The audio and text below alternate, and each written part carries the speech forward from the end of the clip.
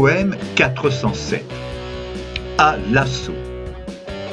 Durant une aube crépusculaire, révélant dans le ciel la noirceur de forces diaboliques, marqué au sceau d'un destin mortifère, guerriers au front, désespérés, rongés par une trouille atavique, grouillante dans leurs entrailles, ils ont pourtant armé leurs fusils, pourvus d'une courte baïonnette, sanglante, pointue et aiguisée, leurs godillots dans la gadoue stagnante au fond des boyaux.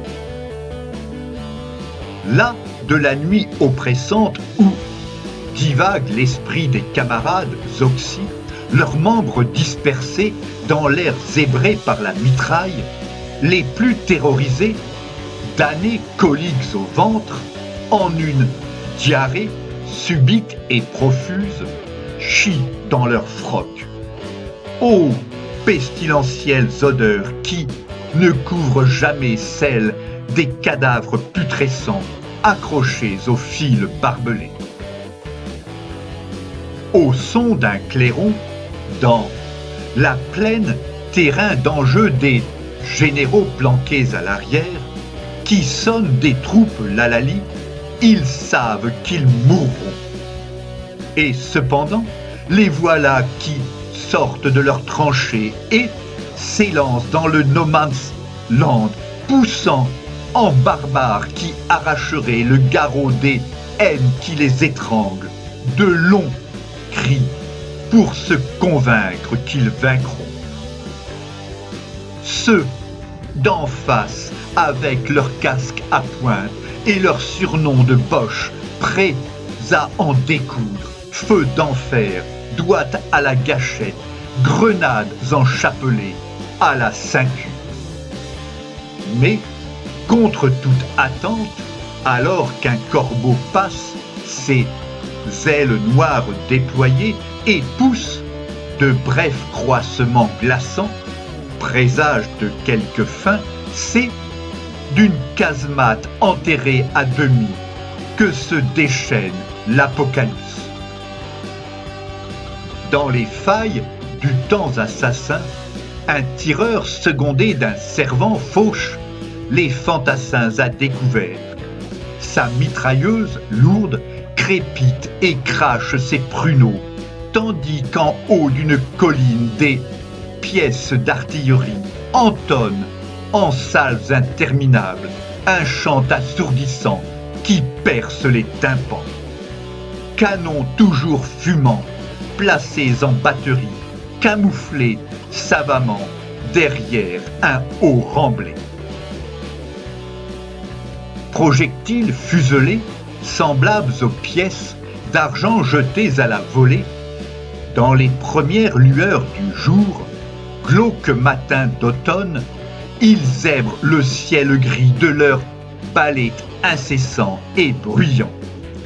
Leur sifflement strident précède l'explosion sur le champ de bataille lunaire et dévasté qui n'est plus que cratère. À courir vers l'ennemi, épuisé, hébété, effrayé et condamné, tout comme eux, ils savent ne pas trancher le nœud gordien du pourquoi ce carnage. Abrutis par l'alcool, autorisés à boire avant d'y aller, au casse-pipe, ils s'arrachent à leur passé dans un braillement avant qu'on ne leur arrache prompto les tripes pour chasser l'image de celle qu'ils s'apprêtent à quitter. Au fond de l'estomac, âcre leur bol stomacal qu'ils sentent remonter. À se vider de leur peur brutalement à la façon du sang qui s'échappe en jet des coups des condamnés sur le billot décapité. Leur arme au poing, au milieu des hurlements de bêtes à l'abattoir, des râles de moribonds saignés comme des gorées, ils voient devant l'autre berge du Styx. Adieu, paisible rivière traversant leur campagne, où tant d'odeurs de vaches et de chevaux, dans les fermes, dans les champs, titillaient leurs narines. Sur tes rives, à leur mémoire rappelée, à l'heure de crever, ils venaient avec une fille du bourg, ravis de s'asseoir sur l'herbe, la peau tannée par le soleil.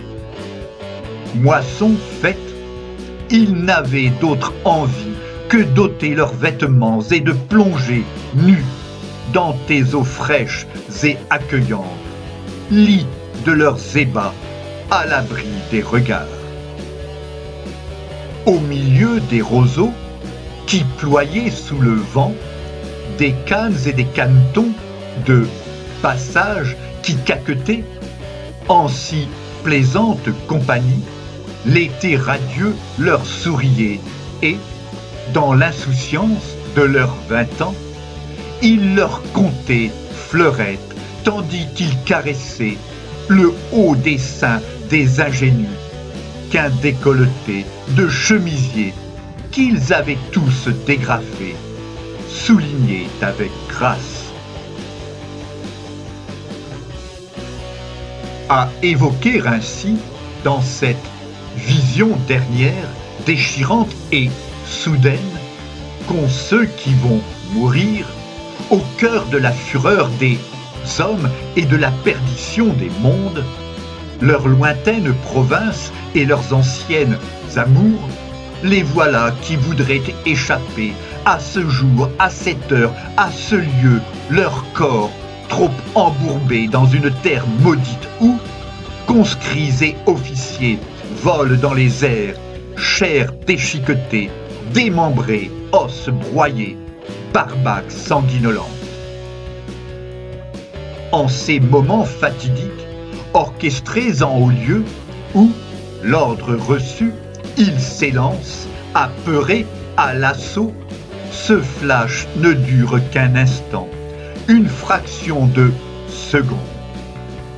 Poussés par l'instinct, ils cherchent uniquement à s'en tirer, effarés par cette viande humaine exposée en vrac au kilo, comme à l'étal des bouchers, avant d'en être aussi à recevoir eux-mêmes en pleine gueule les éclats d'obus de mortier qui lacèrent, sectionnent, démembrent, éventrent.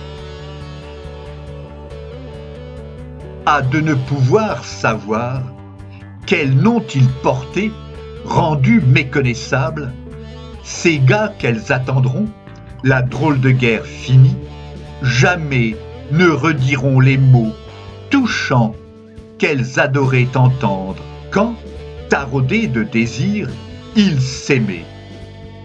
Oui, aucune n'inhumera ces poilus sans visage dispersés dans l'espace, en morceaux, horribles confettis.